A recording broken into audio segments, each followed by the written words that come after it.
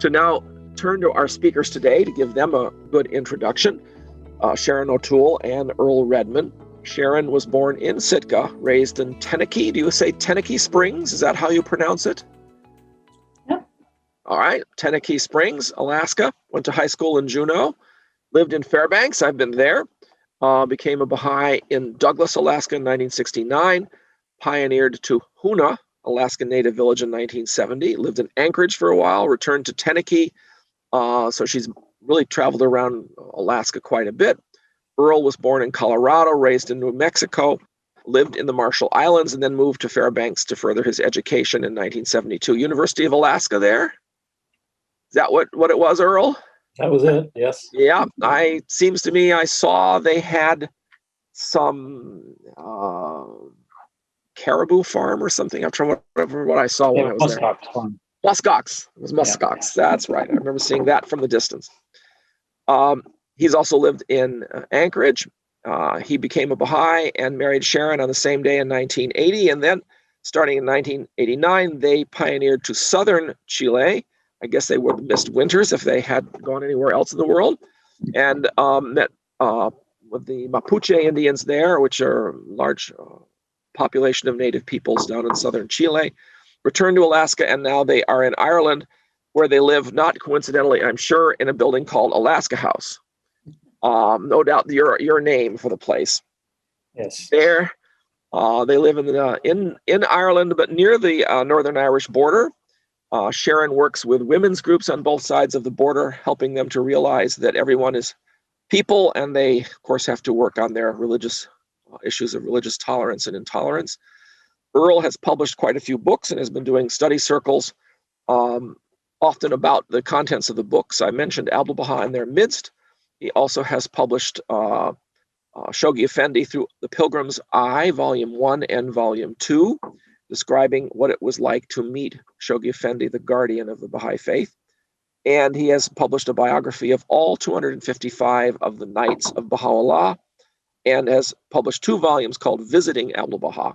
So he has really produced quite extensive documentation about these figures, important figures for the Baha'i Faith, and the historical individuals as well.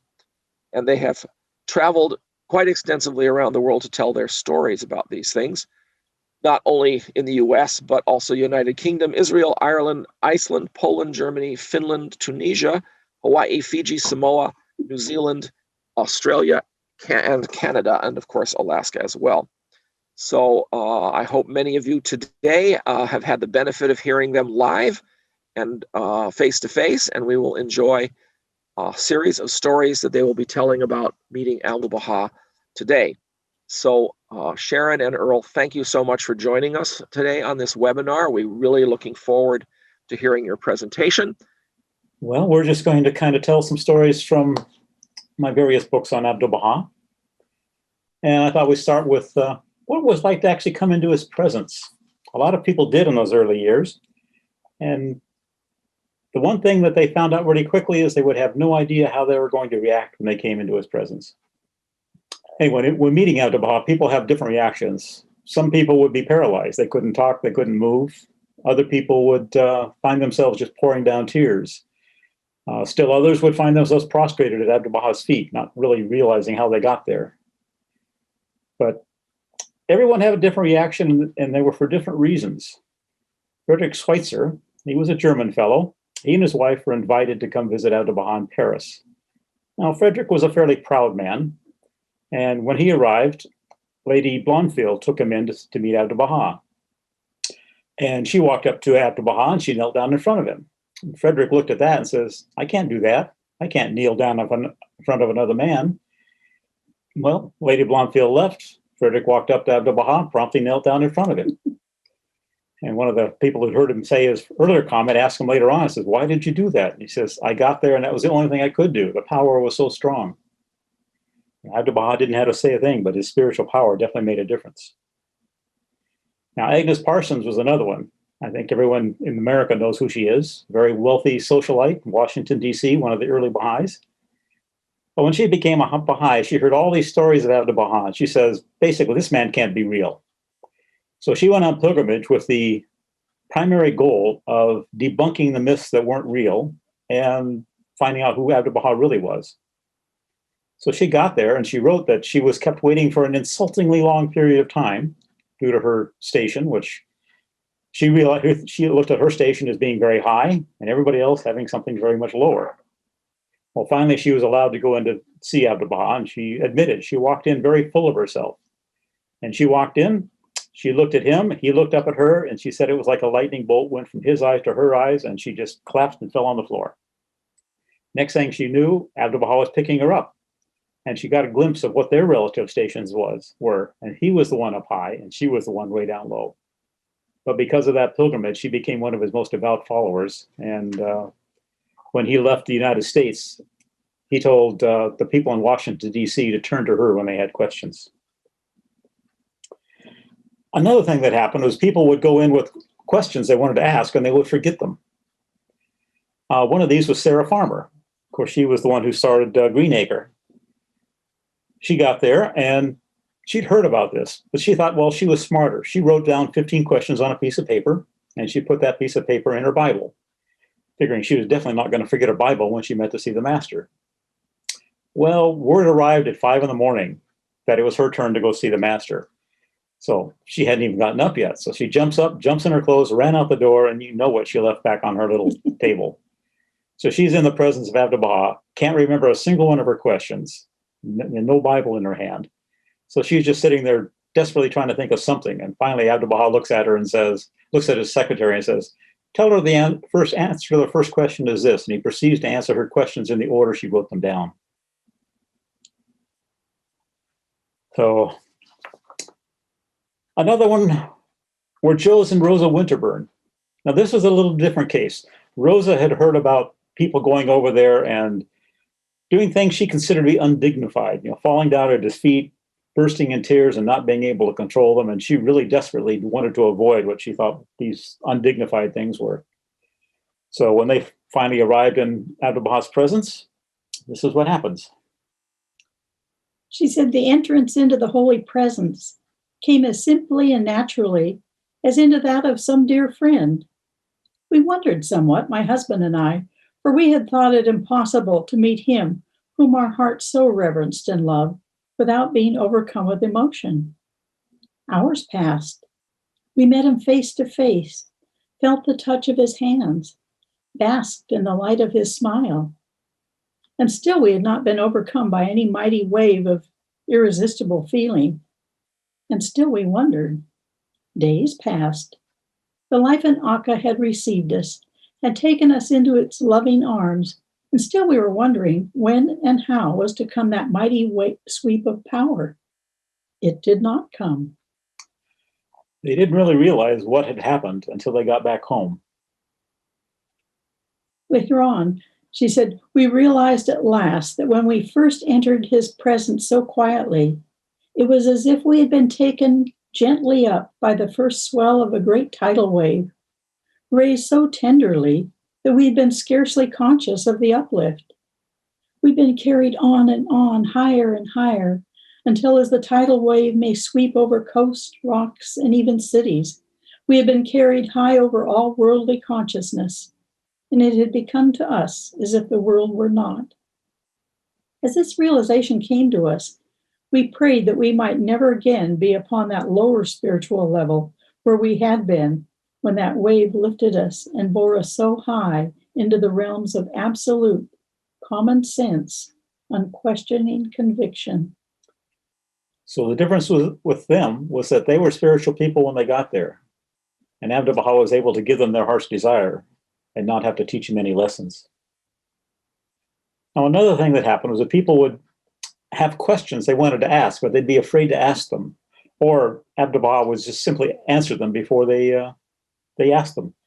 Mary Hanford Ford went once, and when she was in Paris, they just heard that there were some martyrdoms in Iran. So all the Baha'is in Paris wanted to find out, what do martyrs feel? How much pain do they have to suffer to become a martyr? So she gets over there trying to figure out how to ask this question. And she was just sitting there quietly, and all of a sudden Abdu'l-Bahá turns to her and says, when the torture begins, their soul leaves their body and is with Baha'u'llah. They don't feel a thing. So he'd answered her question before she even asked it. He always seemed to know what was going on, too, because in one case, again, this was Mary Hanford Ford, as she was crossing the Mediterranean, there was a cholera outbreak, and every port she had to check into customs, and every time they went to customs, they would look through her baggage, and something seemed to disappear. So she starts worrying that she was going to get to Haifa with nothing to wear when she finally had to go on the pilgrimage part. So she finally gets to Haifa, and the first thing that happened when she came into Abdul Baha's presence is she was one of the paralyzed ones. She just stood there. She couldn't talk. She couldn't move. So Abdul Baha proceeded to tell her about her travels, about going to all these ports, and every time they'd go through her luggage, something would disappear, and how she worried about getting there with no clothes. But he said, because you had to pray all the way across the Mediterranean, you're prepared to go on pilgrimage. He said that most people travel with their best friends, they stay in the finest hotels, travel on the nicest ships, and when they get there, they have to spend several days preparing themselves to be on pilgrimage. So the hint is prepare yourself before you go on pilgrimage. One other thing that happens, there's a couple stories on this. Abdul Baha one day was telling some sort of spiritual lecture to a group of pilgrims. One of them was saying she was really taken away by this. It was just really an amazing talk. And she thought to herself, if he says anything more on this, I'm just going to float out of my chair right up to the ceiling. Abdul Baha immediately pushed his turban back on his head and began telling funny stories. And he told story after story until everyone was just about falling off their chairs. And she thought to herself that if he says anything more, I'm going to break a rib. The moment she thought that, he pushed the turban forward on his head and returned to his spiritual talk. So that was kind of his on-off switch. If he's going to have fun, he pushes the turban back. When he's going to be serious, he pushes the turban forward. 22. Now, there were two young lads who went over, 17 to 20 years old. These were Wendell and William Dodge. This was 1901. Their parents had gone on pilgrimage the year before, and now it was their turn. So they arrive in Haifa, and you get to meet Abdul Baha at lunchtime. So they go in at lunchtime, they see Abdul Baha, they wave and greet him, and all during lunch, they had just a grand old chat. They were just talking back and forth with the master, and everything seemed grand. Well, afterwards, one of the Persians came up to him and says, you don't act like that around Abdul Baha. You have to be extremely reverential. Whenever you walk into a room where Abdul Baha is, you have to bow your head. You cross your arms, you sit down, and you don't speak unless he speaks to you. Well, they felt really bad because they figured they'd done everything possible wrong. So the next time at lunch, they walked in, they bowed their heads, they crossed their arms, they sat down, and Abdul Baha absolutely ignored it. Didn't look at him, didn't speak to him, nothing. So now they were really confused. They were trying to do the right thing, and that obviously hadn't worked. So they talked about it and decided, well, let's go back the other way. At least he was friendly that way. So the next time they walk in, they see Abdul Baha, they wave, they greet him, they start talking to him, and he runs over, gives them a great big bear hug and says, that's the way you're supposed to be natural. The idea being that there's no one right way to do things. And as long as it's within the basic ideas of the faith, everything is fine. Then there was a lady named Mrs. Ramsay. She was a missionary from Scotland, and she'd been in the Holy Land for many, many years, trying to convert Muslims into Christians and just absolutely failing to do so. And she really hated Abdul Baha with a passion because he could talk to people and they would instantly seemingly become Baha'is. And of course, the covenant breakers got a hold of her, and that just increased her antagonism. Well, she worked if you go on pilgrimage, you go into this first room in the house of Abdullah Pasha, and that's where they ask you to leave your backpacks. And that was her missionary dispensary at that time. And of course, Abdul Baha is just right around the corner. So one day he was coming out and he saw her, so he kind of catches her there and he walks up to her and he says, Mrs. Ramsay, do you know how much I love you? And this was not a question she was expecting because she usually tried to avoid him at all costs. And she said, how much? He says, as much as you hate me. Okay, then there's the story of an atheist. This atheist shows up, and she didn't ask to be invited in. She just went to the house, said, I'm coming in, I want to talk to Abdul Baha. And the first thing she announced was that she was an atheist, and she had nothing to do with imaginary beings. In fact, not only was she an atheist, she was a Boston atheist, and they were world-renowned for not believing in imaginary beings. Well, Abdul Baha begins to talk to her about the unity of God. And after a while, she has to admit that he's very good at spontaneously composing poetry. Well, all he's doing is giving her the writings. And finally, at the end of the first day, she came in with this little, what was described as an unsightly little dog. And at the end of the first time, this unsightly little dog just couldn't sit still and she couldn't control it, so she finally had to leave. And she said, she'll be back. So the next day she showed up again, and she was a little more attentive this time. But when the dog finally couldn't stay still anymore, she had to leave. And she was going to leave on 5 days to go on a tour. Well, she said, as she left, she says, if your God is as good as you say he is, make him change my mind. Well, she goes out and couldn't sleep that night. It was a horrible night. She was up all night and very out of sorts the next day. And when she finally came in and unexpectedly to see Abdu'l-Bahá, she basically moved in to where Abdu'l-Bahá was staying. Says, I'm not leaving until we get this sorted out. Before I met you, I was very confident in my atheism, but now there's this little doubt that's come in. And every day it's grown and grown. So Abdu'l-Bahá begins talking to her again about the unity of God. And this goes on for a number of days. And finally, she starts leaving the little dog back in the room and goes in by herself. And she starts paying attention. And at the end of a week, she not only believes in God, but she's become a Baha'i. So Abdu'l-Bahá saw this spark that he fanned. And when he finally managed to burst it into flame, and she went out as a Baha'i.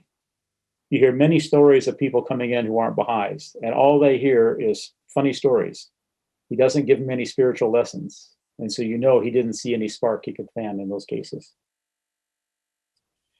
Well, then there was a case of Agnes Cook. She went in pilgrimage in 1919, and it was just an amazing time. She just couldn't explain how beautiful this pilgrimage was. Well, she went home, and she told two of her best friends about they have to go meet Abdu'l-Bahá. So she helped them arrange a trip so they could go on pilgrimage. And off they went. Well, on the return, she asked them how things went. And one of her friends said, oh, our trip was wonderful. Well, tell me all about it, Inez said. Well, first of all, we visited the pyramids in Egypt. Yes, go on, Inez said somewhat impatiently. And then we went to the Holy Land. Yes. And we went to Jerusalem and visited all the holy places. Yes. And then we went to Mount Carmel and we met your master. Yes. And he invited us into his home, and we had meals with him and his family. Why, they were the nicest people. And he told us funny stories, and they took us to beautiful gardens and shrines. It was wonderful. Inez paused. Is that all? Is that all? What do you mean? We had a wonderful time. Thank you for arranging it. So neither of her friends had become Baha'is, and she did not understand this. The following year, in 1921, Inez returned to the Holy Land for a second pilgrimage. During this second visit, she decided to ask Abdu'l-Bahá why her friends had not become Baha'is.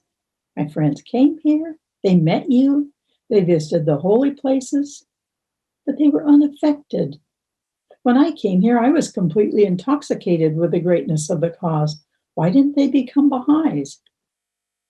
Abdu'l-Bahā's answer was, at the gate of the garden, some stand and look within, but do not care to enter. Others step inside, behold its beauty, but do not penetrate far. Still others encircle this garden, inhaling the fragrance of the flowers, and having enjoyed its full beauty, pass out again by the same gate. But there are always some who enter, and becoming intoxicated with the splendor of what they behold, remain for life to tend the garden. So Inez took that's pilgrim's note back to her friends, and one was very affected by it, and she became a Baha'i and ended up writing a book on the faith. The other was unaffected by it at all.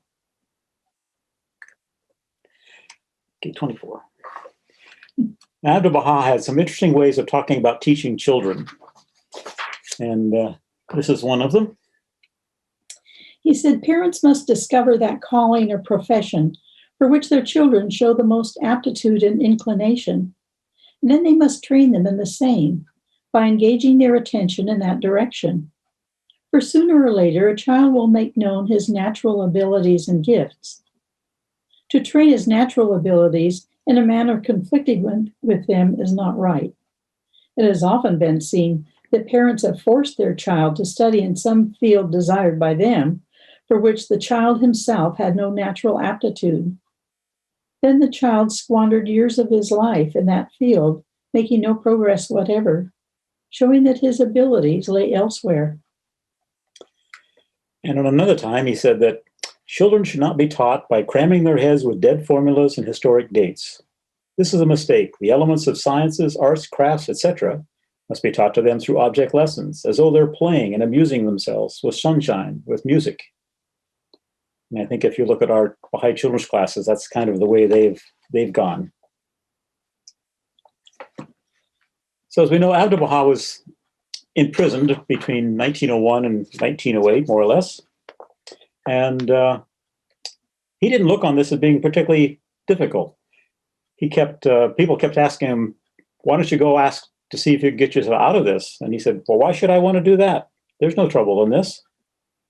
And this is how he looks on being a prisoner. Outwardly, I'm a prisoner, considered as one, but no one is as free. I rejoice evermore.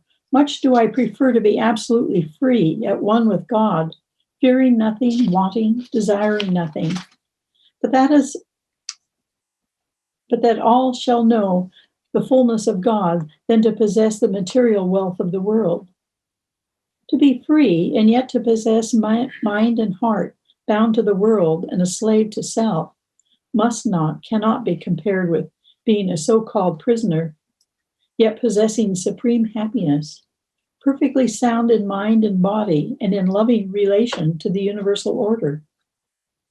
It is possible to overcome the world, the flesh, and all evil by walking constantly in the path of God, by bearing all negation, weaknesses, fear, selfishness, and all doubt under a mountain of positive, intense living truth. Few attain this station. The more obstacles one has to overcome, the more difficulties one meets successfully, the stronger one will be. Never become discouraged. I am the most humble servant of God. I would rather be a doormat, a doorkeeper in the house of God, than to be the ruler of nations. I'm not bound by the chains of appetite, passion, impulse, custom, creed, fashion, necessities, politics, traditionalism, or the animal nature. I'm in absolute perfect freedom. My body may be in restraint. I'm kept in Akka by law, but my spiritual self is free. 34. One of the questions Abdul Baha was once asked was how long we should hope to live for. And his answer was basically, it doesn't make any difference. You've been sent here to do something. And once you've accomplished that, whatever extra life you have is just extra. So if you do what you're sent here to do by age 15, then all the rest of your life is just extra. But if at 104, you have yet to do what you've been sent to do, then you've wasted your whole life. Now, Baha had this faculty of intuition. Shoghi Effendi said he had complete intuition. And this kind of shows up in how he dealt with some interesting questions. When Kenichi Yamamoto became a Baha'i, he was in Hawaii. And at that time, you wrote a letter to Abdu'l-Bahá and you told him that you believed in Bahá'u'lláh. Well, being of Japanese background, he'd come from Japan to Hawaii. He spoke English to a certain fashion, but he couldn't write it. And after trying and trying, he was unable to write this letter. So finally, he asked the lady who brought him into the faith, what do I do? He says, well, write it in Japanese and see what happens. So he writes it, the letter goes off. And one day, they're sitting in there, and Abdu'l-Bahá and his secretary are looking at this letter, and it's all in these Japanese characters going down the page. And the secretary says, what do I do about this? And Abdu'l-Bahá says, do you read Japanese? He says, of course I don't read Japanese. He says, what are we going to do about this then? And the secretary says, well, just do it, or he says, just do what you always do and answer it. So Abdu'l-Bahá immediately dictated an answer. He got sent back to Kenichi, and it answered every question he'd asked in his letter. But the most interesting one was it's a story I call the blank letter. This man in Persia, his wife had become a Baha'i, and he was vehemently against the Baha'is. And he gave her no end of grief for years. And the Baha'is would come over and they would try to convince him of the truth of the faith, or at least that it was least harmless. But he would have nothing to do with it. And then one day, Mirza Haydar Ali came over. And of course, he was one of the best teachers of the faith. And he tried to talk to this fellow. And at one point, he quoted from the Quran. And the man jumped up and said, "That's not in the Quran." So Mirza Haydar Ali apologized for wasting his time and left. Well, Muslims are supposed to read their holy writings like we are. So either that night or the next day, he picks up his Quran, opens it, and there's that passage he said didn't exist. So now he's feeling really bad because all his argument just got thrown away. And he started thinking about it, and he thought, if Abdu'l-Bahá is as great as they all say he is, he won't need to see my questions in order to answer them.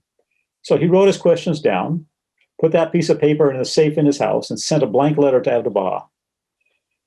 That letter arrives, and there's a group of pilgrims sitting around when the mail comes in, and Abdu'l-Bahá picks up this one letter, and they open it up, and it's a blank piece of paper. And Abdu'l-Bahá says, they're trying to test the master. And he proceeds to answer the letter. Sends it back.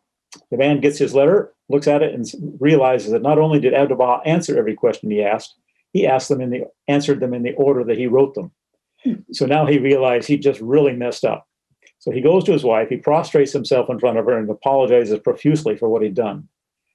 Well, she was invited on pilgrimage, and they both went.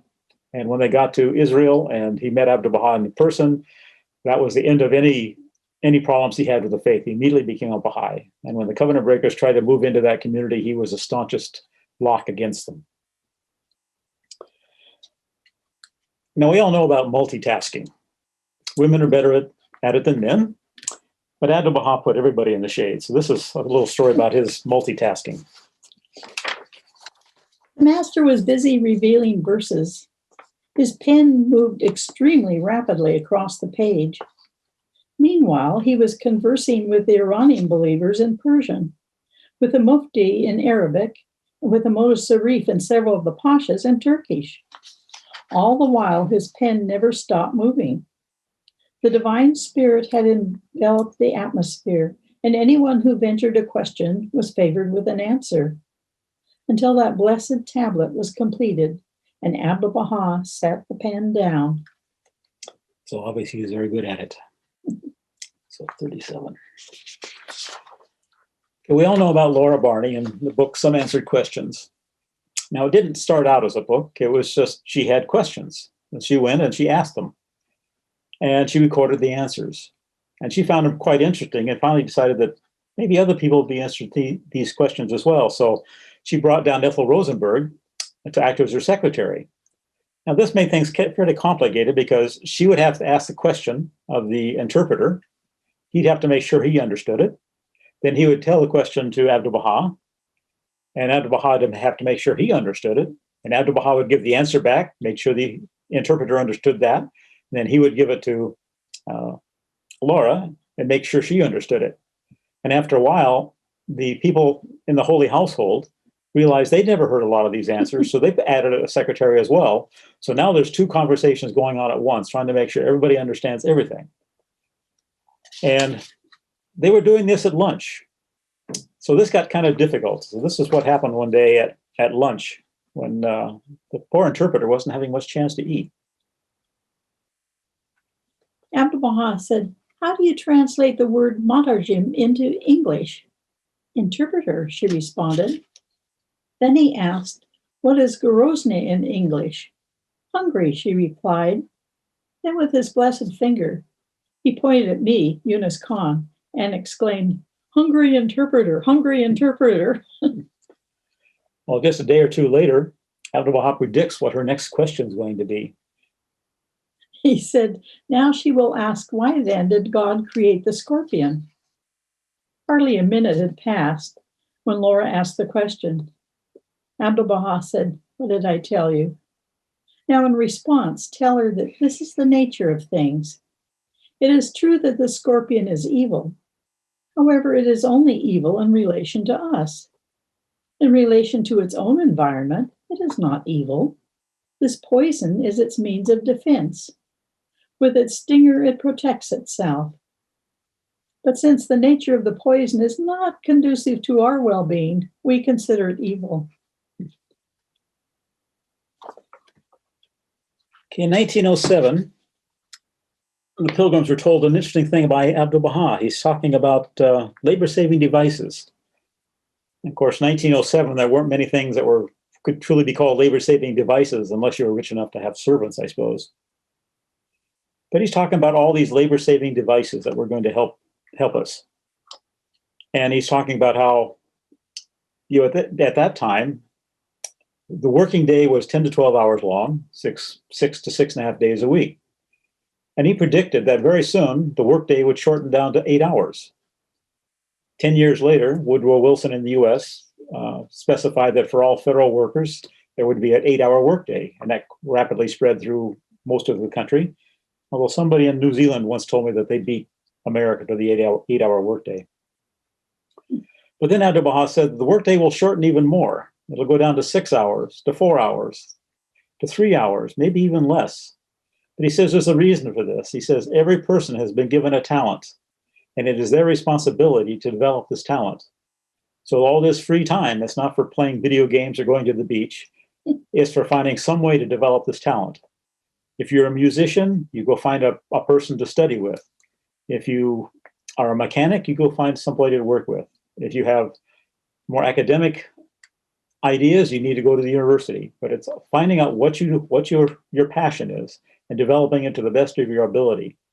And everybody has a talent that they can give. Unfortunately, in today's world, it's really only people who are retired who can do this. I've had my geology professor. He was a great professor of geology, but after he retired, he started painting pictures, and he paints photorealistic pictures. If you're 6 feet away from him on a wall, you can't tell the difference between it and a photograph. It's an amazing thing. I had no idea he could do that. And if you look at a lot of people who are third world countries and all they can do is try to survive, we have no idea. They could be poets, they could be singers, they could be artists, but they never have a chance to develop their talents. And Abdu'l-Bahá says that's the reason we're supposed to have leisure time, is that we can spend it developing our talents. Okay, Carrie Kinney was on pilgrimage one time. And as they sat there, they were allowed to listen in as Abdu'l-Bahá revealed tablets to people. And he finishes one tablet and he hands it to Carrie Kinney and he says, "This is for you as well." The tablets said, "O thou who art firm in the covenant, though thy father was not kind to thee, praise be to God that thou hast a heavenly Father. If the earthly father forsook you, it was the cause of your obtaining the mercy and kindness of the spiritual Father. All that Father can do is to be kind to you, but this Father confers upon you eternal life. That Father will become angry for the slightest disobedience, but this Father forgives the sins, overlooks faults, and deals with bounty and favor. Thank thou God thou hast such a heavenly Father, and I hope thou mayest attain through the divine mercy to the greatest bounty." Now, Ahmad Sohrab was one of the master's secretaries. And one day while they were along the Sea of Galilee. You didn't finish that story of Carrie Kinney. Oh, yes. Apologies. This story is rather amazing because Carrie Kinney, when she became a Baha'i, her father literally threw her out of the house and refused to speak to her again. She'd never told anybody that. But of course, Abdu'l-Bahá seemed to know it.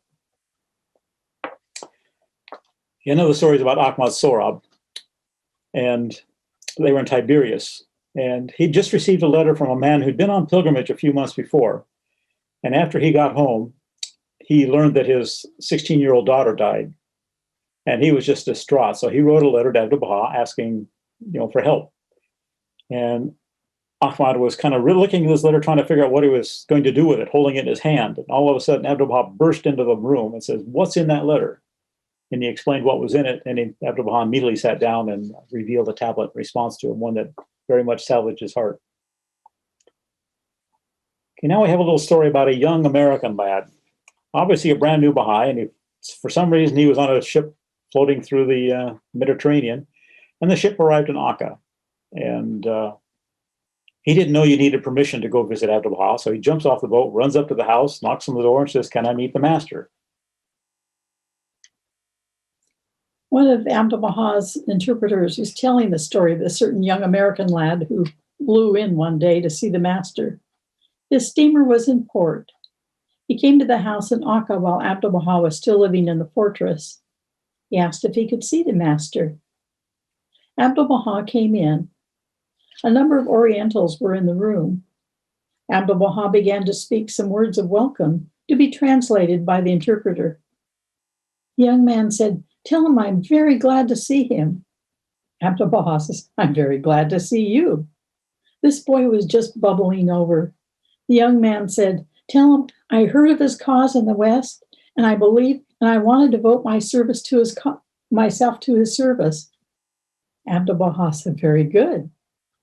The young man took a pocket watch out and pried off the back. He said, "I'm very much in love with a girl, and here's her photograph." The interpreter demurred a little bit at translating this, because in the Orient they don't usually speak of these things before strangers. The master asked the interpreter to translate it, and so he did. The master looked at the photograph. The young fellow said, "I pray that she may become a worker in your cause." Abdu'l-Bahá said, "She will be accepted. Her service will be very acceptable." The young man said to the interpreter, "Ask him if he doesn't think she's very beautiful." The interpreter simply could not interpret that before all those people, but the master insisted. And then he said, "Yes, she is very beautiful. She has the smile of the kingdom on her face." The young man was very pleased. Abdu'l-Bahá started to say something again. Then the young man opened the other side of his watch and said, "Well, I'm in a great hurry. My ship is sailing. Tell him goodbye." The old Persians there were simply paralyzed. But the master said afterward, "I looked below the surface. That young man's heart is very pure. I wish I had more friends of that type." Okay, just a couple more here. This one's about Marjory Morton. When she went on pilgrimage, she was very worried. She'd heard about Persian food, Persian rice, and their weird spices like saffron. And she had ulcers, so she was very worried what might happen to her ulcers when she got there. And of course, the first night, they're serving dinner, and Abdu'l-Bahá himself was serving. And the meal is, of course, Persian rice. So she looked at it, and Abdu'l-Bahá came over, and he served her a portion of rice. And she thought, well, this is going to be an unpleasant night tonight. Well, she dutifully ate all the rice because he'd given it to her. And the moment she finished her plate, finished the last of the rice, he brought more over, more rice on her plate. And she's thinking to herself, this is going to be a very difficult night tonight. But again, he'd served it, so she ate every last little grain of it. And she'd no sooner finished that, and he's back with a third serving of rice. And her thought was, I'm going to die. But she decided it's a good place to die, the Holy Land, so she ate all the rice. She never again had ulcers. So whatever spices the Persians used in Abdu'l-Bahā's household had cured her ulcers. Okay, just one little story on how Abdu'l-Bahá handled disunity. This is two Arabs who came in, and these Arabs hated each other with a passion. And they arrived one after the other, not knowing the other was coming. And this is what happens. Each of them sat there inwardly growling at his enemy. At first, the beloved spoke to them in such a manner as to make them laugh. They did not want to laugh, neither did they want to look at each other, but they could not help doing both. Thus, the ice was broken. Then, with his deep insight into the disposition of these men, he said, "The life of man is but a few days, then death overtakes them. Is it not foolish to attach one's heart to the worldly love and hate? Happiness is the king of our hearts. Let us not part from it. If the candle of happiness is ignited in the chamber of the heart, all foreboding gloom of evil suggestions will be dispelled. My home is the home of peace. My home is the home of joy and delight. My home is the home of laughter and exaltation. Whoever enters through the portals of this home must go out with gladsome heart. This is the home of light. Whosoever enters here must become illumined. This is the home of love. Those who come in must learn the lessons of love. Thus may they know how to love each other. Then he related to them story after story, making them now laugh and now serious. Finally, when he observed the time had come, he got up from the seat and asked them to kiss each other and to be true friends afterwards. Is it not much better to be friends than enemies? Then he went into another room and brought candy and 2 silk handkerchiefs for each one. By this token, you are plighted together forever, and they remain friends for the rest of their lives. Okay, I see I have 2 requests for stories here. One is the Louis Gregory story. And this happened on the day that Abdu'l-Bahá had gone to Howard University, which was a Black university. And after they came back, they were having a dinner with all the leading Baha'is, who were all white. And Abdu'l-Bahá had asked Louis Gregory to come to the house for a meeting. And when Louis arrived, Abdu'l-Bahá was busy talking to people. And Louis just kind of hung around for a while, and Abdu'l-Bahá didn't call for him. And so finally, he was kind of wondering how he could leave. And particularly when lunch was being served, they started to serve lunch, he was thinking, it's about time for me to try to sneak out of the building without being seen. But it's at that moment that Abdu'l-Bahá called out, says, where's Louis? Where's Mr. Gregory? And he sent somebody out trying to find him. So they brought him in, and while they brought Louis in, Abdu'l-Bahá changed the place settings around so that Louis was sitting right next to him on his right side. And that's how he illustrated the fact that there's no color barrier in this faith. We have to have everybody accepted as one. The other story I was asked about is about the knighting.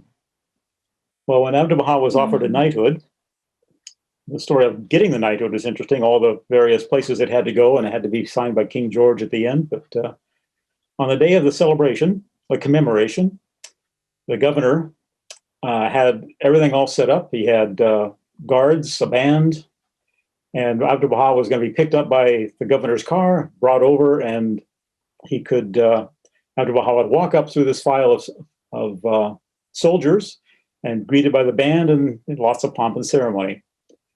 Well, when they sent the car over, they couldn't find Abdu'l-Bahá anywhere. Well, Isfandiar, who was Abdu'l-Bahā's carriage driver, had figured he was no longer of use because they were using cars nowadays. But Abdu'l-Bahá called for him and said, hook up the team. And so they went over in the carriage. But they didn't go to the front gate where all the soldiers were waiting for them. They went to a back gate. And all of a sudden, Abdu'l-Bahá just kind of showed up in the middle of the crowd. Well, the governor was pretty good at switching gears, so he quickly got on with the ceremony. And at the end of it, they figured, okay, now he's going to walk down this double file of soldiers and the band will play and everything will be very nice. But Abdu'l-Bahá turned around and walked right back out the back gate and disappeared again. And the governor was thinking about it. He thought they were honoring Abdu'l-Bahá, but after this was all over, he realized it was Abdu'l-Bahá who was honoring them. And so the final little bit, when Mary Hanford Ford was on pilgrimage, her last night, Abdu'l-Bahá came over to say goodbye. And as he turned around to leave, she thought to herself, I've been here, I've seen him, and everything is exactly as I thought it would be. The moment she finished that, Abdu'l-Bahá spun around and looked at her with this little twinkle in his eye, and he said, you've been here, you've seen me, and everything is exactly as you thought it would be. So I think that's the point where we'll stop. Thank you. That's fantastic. That was really a great ending story. And I hadn't heard the story about Abdu'l-Bahá going to the back gate for the knighting. That was very interesting. That's fascinating. They're really, really delightful stories. The young man who shows Abdu'l-Bahā's picture was Wallace Bussell from Seattle.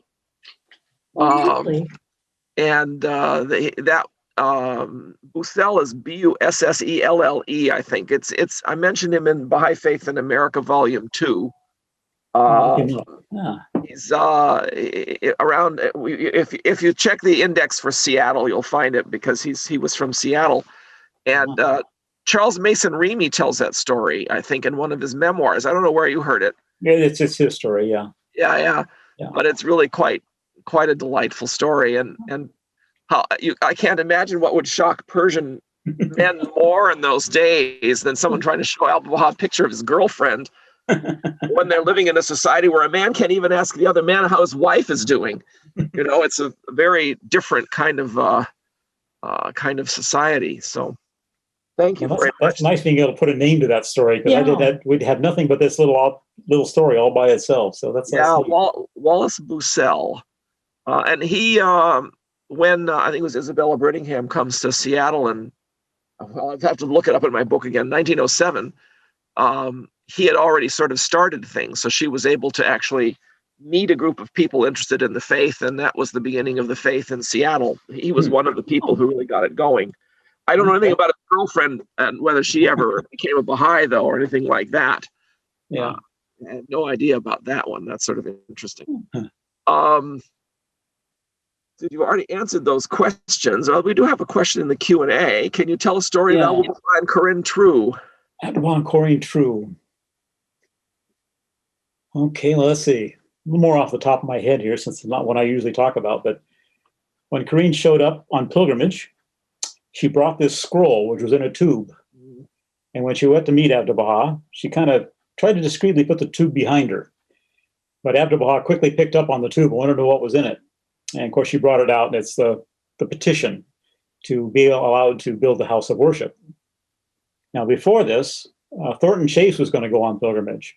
He was supposed to go before her, and he just kind of figured he was going to be the one doing it. But things happened, and he didn't go until afterwards, so she got over there, and Abdu'l-Bahá put her in charge of building the house of worship, which was a grand shock to most of the men at that point. Yeah, they asked for questions and ask him questions, and he says, "I've already explained it all to Corinne True, so ask her." Yeah. Yep. Yeah, that was a bit of a shocker for them. And it was Corinne True was definitely difficult for Thornton Chase, because she was not one who sort of planned things in a straight line, you know. She went with her gut. And being a businessman, the businessmen in Chicago all were planners who wanted to do everything in a certain way and make sure it would work out. And that was simply not the way Corinne True or some of the other women also were. They were much more just determined to be moved by the Spirit. Of course, also some of those early men had a lot of problems with women being on like spiritual assemblies and things like that. And this is Abdu'l-Bahā's answer. He put her in charge of the biggest project they had, including Thornton Chase, who definitely had a problem with women in general, sort of sticking their noses into men's business. I think you could say. Let me see. I like the story about the Winterburns, who were friends of Thornton Chase. They were from Los Angeles. And one thing I didn't tell about them, they had a most interesting pilgrimage, because when they left, they got to Paris and they got a cable from Abdu'l-Bahá saying, "Don't come," because of the covenant breaker activity. This is 1905. Finally, after a few months, they got a cable saying, "Come along." So they got as far as Alexandria. Again, another cable, "Don't come, it's too dangerous." It was a year from the time they left New York to the time they actually arrived in Haifa. And then they were allowed to stay only 5 days before they had to leave. Wow, I didn't know that. Yeah, that's amazing. That's amazing. Well, I don't know what other stories to ask. Now, are all of these stories from your first book, or are they from your other books about Abdu'l-Bahá? Most of them are from the Visiting Abdu'l-Bahá books. So there's a little bit of a mixing of them in there, but most of them come from the Visiting volumes 1 and 2. Where did you get your stories? Were you pretty much just sort of gleaning them from any sources you could find? You can blame Lewis Walker. Good old Lewis. I wrote him and said, "Would you have any pilgrim's notes you can share, people who went to the Holy Land?" And he said, "I might be able to find you maybe a few hundred pages." And so I said, "That would be great. That might make my book." So I waited and I waited and I waited, and about 4 months went by, and I was starting to wonder, maybe he forgot, or maybe they just couldn't do it. And this box shows up. Cost me $400 in postage, but there were 2,500 pages of pilgrim's notes, and an awful lot of them I'd never seen anywhere before. A lot in their original handwriting. There's just a lot of amazing stories. Yep. So that's where the book came from. Lewis is an unsung hero Yeah. of all this. He has practically a photographic memory. It's a shame he's retired from the archives. Yeah. He called me, I think, called me or emailed me the day he was retiring and told me he was retiring. And but you could be sure if you wrote him or emailed him, he could find things for you there. He knew where everything was. And that was really an incredibly precious gift for the whole Baha'i world that he could do that. Well, I always let him know what I was working on because he would then just send me stuff out of the blue. He said, I found this. I had one pilgrim's note where, what was it? Abdu'l-Bahá says, when you begin to speak about the faith to people, don't think, because you want to get yourself out of the way. You want to be the hollow reed from which the pith of self hath been blown. And if you start to think, to me, it's like cramming the pith back in. And I said, have you ever seen a letter that says this? So I don't have to say this is just a pilgrim's note. And lo and behold, he finds me a letter under Abdu'l-Bahā's signature that has exactly that. When you begin to speak about the faith, you don't think. Huh. So he was amazing help. Yeah, I have heard that. But I know other people, different people with different techniques where that is concerned. Some people actually prepare in great detail. Mm-hmm. But sometimes when you prepare in great detail, you're then in the position to be spontaneous too. Yeah, absolutely. You can let go of it once you plan. An example of this. I was asked to tell stories in Bristol, one of my very first storytellings. And I very carefully planned a series of stories of Abdu'l-Bahá that I was going to tell. I didn't know it. There was 36 people and a third of them were not Baha'is. And I got in there, and if I've learned anything, I've learned you pay attention to these little things that pop into your head when you're talking about the faith. And the things that popped in were to say this story and that story, things I hadn't planned on. But luckily, I can remember enough of them that I said these stories, and afterwards, about a week later, they said that those stories were the ones that affected those non-Baha'is, and they were having nonstop firesides because of it. They were all fascinated by Abdu'l-Bahá. So you just you get out of the way and you do get a lot of help. Yeah, definitely. Someone asked whether Lewis Walker is related to Penny Walker. No, not that I know of. Yeah. Fariba says, are you writing a book now? Well, I just got inspired by a friend of mine. I've written one called A Galaxy of Immortal Baha'is. And I'm waiting to submit it. George Ronald now is not taking new submissions. They're trying to clear their backlog. Yeah. But sitting there on my computer waiting to be allowed to enter. But it's all about, most of it is about the people who came into the faith after the 10-year crusade or in the early 70s. So it's mostly indigenous people from all the way around the world. So it's a lot of Africans, Pacific Islanders, South Americans, a few North Americans and whatnot. But for some reason, well, Shoghi Effendi said several times to pilgrims in the 50s that now is a time for the dark-skinned races to rise to the top of the faith. They will rise up and they will lead us into the future. And you look at where all the houses of worship are being built, they're all where the darker-skinned peoples are. And the stories of these people are just absolutely amazing. And the other thing I've just got inspired to do is a friend of mine, Violetta Zane, has been working on a really fascinating timeline of Shoghi Effendi, or of Abdu'l-Bahá. Abdu'l-Bahá, yes. And I was looking at some of this early stuff and thought, I've got books on Abdu'l-Bahá starting from 1897, going through his passing. I wonder if I could write something about what happened before. So I'm kind of digging, rooting around and seeing if I can come up with something that might fill in the rest of Abdu'l-Bahā's life and in my very non-academic intellectual style. Well, it's probably, if you can get the stories and you get the sources, that would be great. In fact, Violetta asks specifically, can you tell one of your favorite stories from Galaxy of Immortal Baha'is? Well, I can tell just one short one. What's his name? Michael Humarang. He was in Papua New Guinea. And his father had really upset the Catholics because the Catholics wanted them to give up all of their traditional religious rites. They carved totems and did all sorts of things, and the Catholics insisted they had to give them up. So his father just left and started his own village with people who didn't go along with that. But the missionaries kept coming in, and Michael talked about how they would come in. The missionary would come in to visit the people. They would bring their own dishes and cutlery. if they shook your hand, they would then go wash their hands. The women would always wear gloves when they shook people's hands, and afterwards they'd leave. What really impressed him was the first Baha'is who came in, slept on the floor of their huts. They ate with them off their food. They treated them like they were equals. And he said that's the big thing that really impressed him, is the fact that the Baha'is treated them just like equals. Yep. That was one of the. Yep. What's another good one? Oh, there was some South African stuff, or South American stuff. There was one fellow, real short fellow. I've got a picture of him against an American who, he's about 6 feet. But this guy, Rufino, is probably 1.5 feet shorter. He's really short. But he heard about the faith, and he would just go off on his own and just bring people in. And Hanum went over one day, and he'd just come back from a teaching trip, and he gave this long list of names. And they started checking the names off to get them entered into whatever database they had. And they started realizing that most of these names weren't real.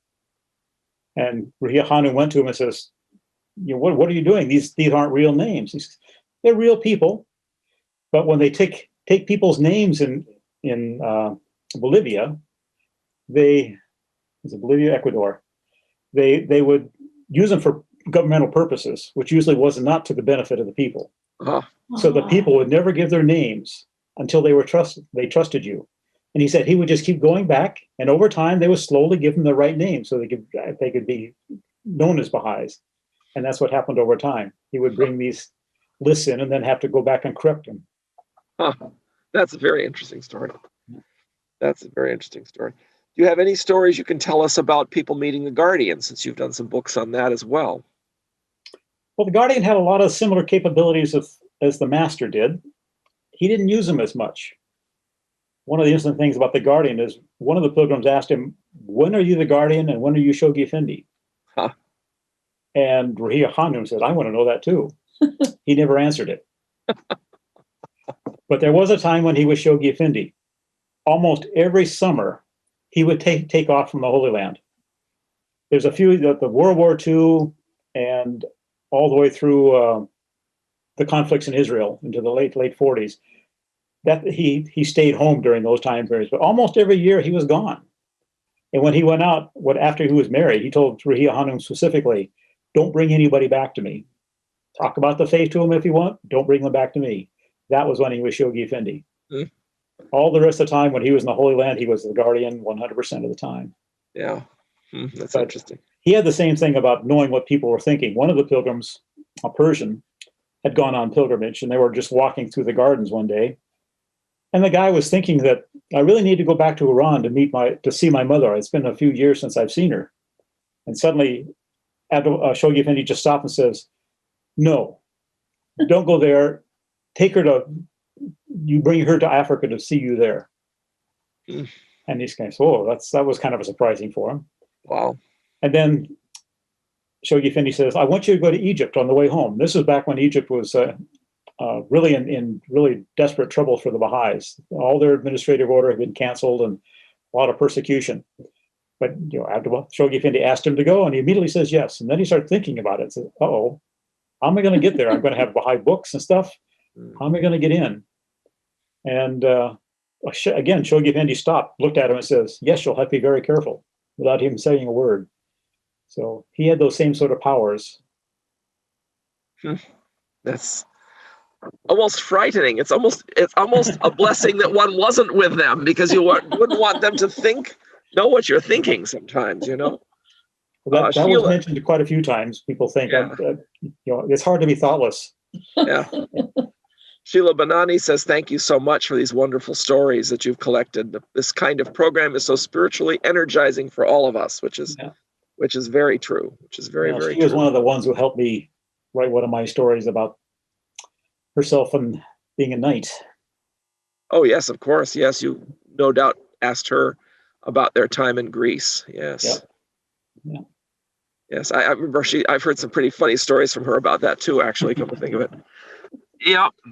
Yeah. Actually, getting those stories were really kind of interesting, because Greece was an interesting one, because the Allens Dwight and Carol. Yeah, he sent me a story which was very focused and very masculine in tone. We did this, that, and the other thing, a lot of facts. She later on sent me her version, which was what it was like, what it was, the feelings that were involved. And I said, well, the two of them made me a decent story between them. Yeah, really? They showed both sides of things. Oh, that's a great story. That's a great story. Well, we should close with at least one more or two more stories about Abdu'l-Bahá. You've got a few more stories about them, about him? Oh, I've got probably 3 hours of stories, but let's find one that we haven't done today. I'm looking through the questions here. Story about Florian Krug and Ethel Rosenberg and Abdu'l-Bahá. There's a thought. Florian Krug is always an interesting story. Yeah. Abdu'l-Bahá and children. Abdu'l-Bahá and children is another request here on the Q&A. Well, one thing about Abdu'l-Bahá and children, he never seemed to need a translator for children. Yeah. And that happened in a few other cases. Who was the English fellow? Oh, he had the house in Bristol that Abdu'l-Bahá stayed in. Oh, Tudorpole. Yeah, Tudorpole. He went on pilgrimage. He went to see Abdu'l-Bahá in Egypt, and he went in, and I think Shoghi Effendi was there, but then Shoghi Effendi had to leave. And after Shoghi Effendi left, Tudorpole and Abdu'l-Bahá continued their conversation for a very lengthy period of time until Shoghi Effendi returned. And all of a sudden, he realized he couldn't understand Persian. So one was speaking English, one was speaking Persian, and Tudorpole understood everything that was going on. So, they didn't really need. Well, there's a story of Madame Cannavaro who she got very upset about what she was hearing, and Abdu'l-Bahá told her, "Don't listen with your ears, listen with your heart." Mm-hmm. And when she started doing that, then she was able to understand more, even though it was still translated, but she was able to understand more about what he said because she was listening to the right part of herself. She's a fascinating character. Mm-hmm. Sister Sangamita, the Countess of Cannavaro. Possibly Chicana in background, which is unusual. We don't know very many Baha'is of Chicana background. And Louise Prophet LeBlanc up in Quebec asks, did Abdu'l-Bahá meet any indigenous people while he came to North America? So do you know of any examples? I'm just trying to think of anything specific. Off the top of my head, I don't remember any specific ones. You probably know as much about that as I would. I don't unfortunately. I don't. The nearest I can come to is with what's his name? Jackson, Honoré Joseph Jackson, who was not Métis, but sort of claimed to be Métis, but he wasn't. Yeah, or Indian. He was actually Anglo-Canadian. But extremely sympathetic to Native causes in Canada and in the United States, and in fact was involved in the Louis Riel rebellion in central Canada as Riel's English secretary. And when everybody involved in that rebellion was hanged, they didn't hang him because he was Anglo, and they assumed that just meant he was insane. Yeah. So they put him in an insane asylum instead, and he escaped and went to Chicago, and then 20 years later became a Baha'i. So he's kind of an interesting character, but not part of this story at all. Rebecca has an interesting question. What are some of the characteristics of American Baha'is that Abdu'l-Bahá admired that were not present among the Persian believers? Shoghi Effendi had. Actually, it was Shoghi Effendi had the really interesting comparisons between the two countries. He loved to compare the communities on cultural differences. He said the Persians were too devout. They were too reverent. So reverent that they would really humiliate themselves. He said the Americans were definitely not humble enough. He said they needed to meet in the middle. He also said if he gave the Persians, when they would start their notes to send to Shoghi Effendi, their National Assembly notes, they would start off fine, but then they would get caught up on all these different little things, stories and stuff, and they'd lose the point of what they were doing. He said the Americans would send them very detailed plans, which were impossible to accomplish. And he really liked the English because they were concise and really did it right. Perhaps that's the reason they managed to conquer half the planet for a while. He also said the English, he liked the English because they were like, he called them a steady drizzle. He says it took a while to get started, but then it would go and they would go and they would go and they would go until the job was finally done. Good. He kind of indicated the Americans are more like skyrockets. You know, you give them a job, innovative, audacious. They were just out there immediately doing amazing stuff. But after about a year, they'd forget they were supposed to be doing something. And he'd have to write them another letter to get them going again. So they were kind of like the skyrockets. And he said the two need to kind of come together. The English needed the audaciousness of the Americans. The Americans needed the persistence of the English. Huh. That's a good. The immediate. Oh, yes. He said if he sent a task to the Persians, immediately they were out there doing it. He sent a task to the Americans, and they want to know, why do we need to do this? And he said, what you need is you need to immediately start doing it, then ask, why are we doing this? So you understand what you're doing so you can do a proper job of it. Yeah. And Mary Kay points out that the only story of Abdu'l-Bahá, an indigenous believer she knows, is the story about Jim Loft, the 4-year-old boy who falls off the fence when Abdu'l-Bahā's train goes by in northeastern Ontario in 1912. Well, in my Galaxy book, I've got 2 North American natives. I got Shirley Lindstrom, her story, and Peter Simple. Now, Peter Simple was an Athabascan fellow, and he came into the faith, and he was quite an amazing person, very deep understanding. And one day he was following Ted Anderson giving a talk at a summer school, and Ted carried all his notes around on 3x5 cards he carried in his briefcase. And he opened his briefcase, pull out this big stack of cards, and give his talk. Well, then Peter had been asked to give a talk on the hidden words. So he got up there and says, I don't carry my brains around in a suitcase like Ted does. And he pulls out a single sheet of paper. And he said, I was asked to explain what the hidden words meant. So I studied them, I prayed about it, and I decided that they mean that God made us perfect and he wants us back that way. End of talk. That's good. That's a good one. Lee Iverson says, you told a story about a scorpion. It made me recall that as a young child, I had been bitten by one and almost died.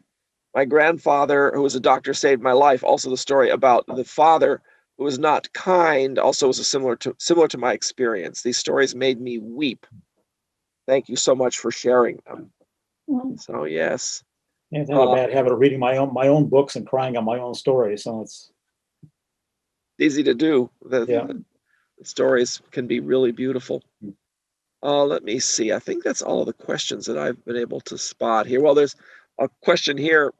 This about the delegation of turning the sod at the house of worship. Do you have the story about the cornerstone, the house of worship? Yeah. Well, that was just that the stone was brought by, what's her name? Tobin, yeah. And she didn't have anything else. And the story of her getting the stone there is really quite amazing. Getting a wheelbarrow and the wheelbarrow breaking down, and finally get some people to help her get it over there and repair the wheelbarrow, and then the wheelbarrow just collapsing when they got it there. And then they had a golden trowel, and they couldn't break the earth with a trowel because the earth was too hard, and they had to go borrow a shovel. And then they had a number of people who turned the soil, trying to get a mixture of people, men and women from all around the country, to turn the soil. Yep. Representing the different parts of the world as well, which is quite nice. Well, is there a story you'd like to go out on? Oh, let's see. I think we told most of our really fun stories. I put those at the top of my list. Yeah. Well, there's one about a maid in Budapest. Oh, a couple. Maid in Budapest and in Vienna. Abdu'l-Bahá had effects on people even if he didn't meet them. And this was in Budapest. There was a maid. She was passing around beverages and stuff. And she walked into the room where Abdu'l-Bahá was. She saw him standing over there. And she walked right over to him and bowed down or knelt down in front of him. And she was asked later on, why did you do that? And she said, he seemed like the King of Kings to me. So she was strongly affected. Then when he was in Vienna, there was a prince that everybody seemed to think very highly of. And they kept saying, you need to see this prince. You need to see this prince. I think he finally heard that one too many times. And he says, it isn't for the fountain to go to the thirsty one. It's for the thirsty one to come to the fountain. And obviously the prince wasn't thirsty because he never came by. Yeah. So Interesting. Well, thank you very much for these marvelous stories and a really enjoyable hour and a quarter we've had. Someone asked whether this would be recorded on and posted on our website. Yes, on our YouTube channel, we'll have this up with our various other webinars. I believe this is now 129th webinar of ours since we started in 2015. So thank you both, Sharon and Earl. We're really grateful for your stories, and perhaps when we move on into the era of Shoghi Effendi, we'll have you come back and tell some stories about Shoghi Effendi in another year or two when we're past the anniversary. This, of course, is one of our first Abdu'l-Bahá webinars in commemoration of the anniversary. And perhaps we should close by quickly remembering John Colstow. Yeah. Tell us about your relationship with John, and let's get that. yeah, I used to write stories when we moved down to Chile as pioneers. I'd write stories and for the Alaska Baha'i News, and John was always extremely supportive of my writing. He liked the stories. And when there was a book called "And the Trees Clap Their Hands" was put out about pioneers, and he forwarded all my stories to what's her name, Claire. I can't remember her last name off the top, but Vreeland, yeah. He forwarded all my stories to her, and she put them in the book. So he was always extremely supportive of my writing, and probably one of the reasons that I finally got into it. Yeah, very good. Yeah, well, God bless his soul. He passed away just a few days ago, and we will keep him in our thoughts and prayers today as well. So thank you, both of you, again for joining us. Thank you, everybody, for participating in this webinar. We look forward to seeing you a week from now when we talk about the problem of world peace and the elixir for establishing world peace. And meanwhile, everyone, have an excellent day and continue your service to others.